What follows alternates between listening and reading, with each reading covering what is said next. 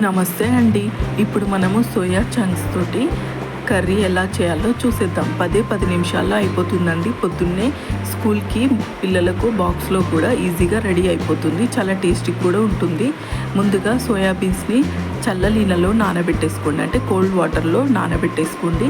ఒక 15 నిమిషాలు నానబెట్టుకోండి. ఇప్పుడు ఒక ఉల్లిగడ్డ, 2 పచ్చిమిరపకాయలు కట్ చేసుకొని పక్కన పెట్టేసుకోండి.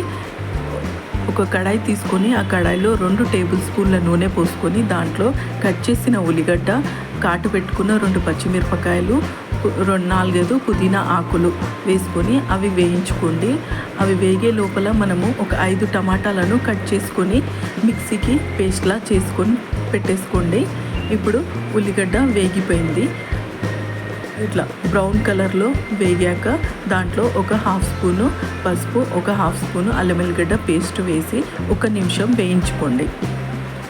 1 నిమిషం వేగాక ఇప్పుడు మనము నానబెట్టుకున్న సోయాబీన్స్ని 2 సార్లు కడుక్కోండి. ఈ విధంగా పిండేసి పక్కన ఒక ప్లేట్లో తీసుకొని మళ్ళీ ఆ నీళ్లు తీసేసి మళ్ళీ వాష్ చేసుకోండి. ఎందుకంటే దాంట్లో కొద్దిగా సన్నగా ఉష్కే వస్తుంది, అందుకనే ఈ విధంగా 2 సార్లు కడుక్కొని వేసేసుకోండి. గట్టిగా పిండి వేసుకోండి. ఇది ఒక 2 నిమిషాలు వేయించేసుకోండి. అలాగే అల్లం వెల్లిగడ్డ పేస్ట్ పసుపులో వేయించుకోవాలి. ఇలా 2 నిమిషాలు ఉండనివ్వండి. తర్వాత మనం మిక్సీకి వేసుకున్న టమాటా పేస్ట్ ఉంది కదా, ఆ పేస్ట్ను కూడా దీంట్లో వేసుకోండి. ఒకవేళ మీకు గ్రేవీలాగా కావాలనుకుంటే ఆ మిక్సీలోనే ఇంకో కొద్దిగా వాటర్ పోసుకొని కలుపుకొని దాంట్లో పోసేసుకోండి. ఈ విధంగా కొద్దిగా వాటర్ పోసుకోండి. ఎక్కువ కావాలంటే ఎక్కువ కూడా పోసుకోవచ్చు. నేను చపాతీలోకి పెడుతున్నాను కాబట్టి కొద్దిగా గ్రేవీ తక్కువనే చేస్తున్నాను. మూత పెట్టుకొని ఒక 5 నిమిషాలు ఉడికించుకోండి. అంతలోపు నేను టిఫిన్కి దోశ వేశాను. దోశలోకి చింతపండు పచ్చడి కూడా చేశాను, చింతపండు తొక్కు. ఇది చాలా ఈజీగా అయిపోతుంది. ఇది నా ఛానల్లో కూడా ఉంది. ఎలా చేయాలో నా ఛానల్లో ఒకసారి చెక్ చేసుకోండి.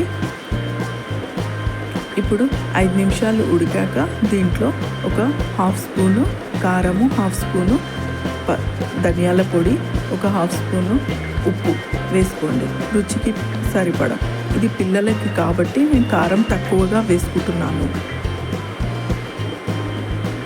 ఒక 2 నిమిషాలు ఉడికాక దాంట్లో కొత్తిమీర వేసి కలిపేసుకోండి. అంతే, tasty soya chunks curry ready.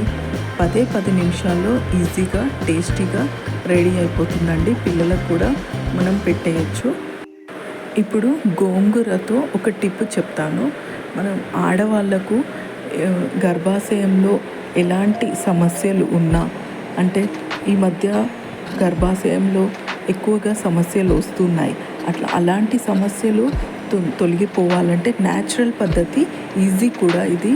ఈ విధంగా గోంగూర తీసుకోండి. ఒక పిడికెడు గోంగూరను బాగా కడిగి ఒక గ్లాస్ నీళ్లు మరగబెట్టుకొని ఆ మరిగిన నీళ్ళల్లో గోంగూరను వేసి ఒక 2 నిమిషాలు ఉంచి మూత పెట్టేసి 1 నిమిషం ఆగిన తర్వాత ఒడగట్టుకొని పరగడుపున తాగండి. ఈ విధంగా తాగడం వల్ల 15 రోజులు తాగడం వల్ల మనకు గర్భాశయంలో ఉన్న ఏ ప్రాబ్లం అయినా తొందరగా తగ్గిపోతుంది. ఇది ప్రూఫ్ ఉంది కాబట్టి నేను ఈ టిప్ మీకు చెప్తున్నాను. ఇది నిజంగా జరుగుతుందండి. ఇది ఒకసారి ట్రై చేసి చూడండి.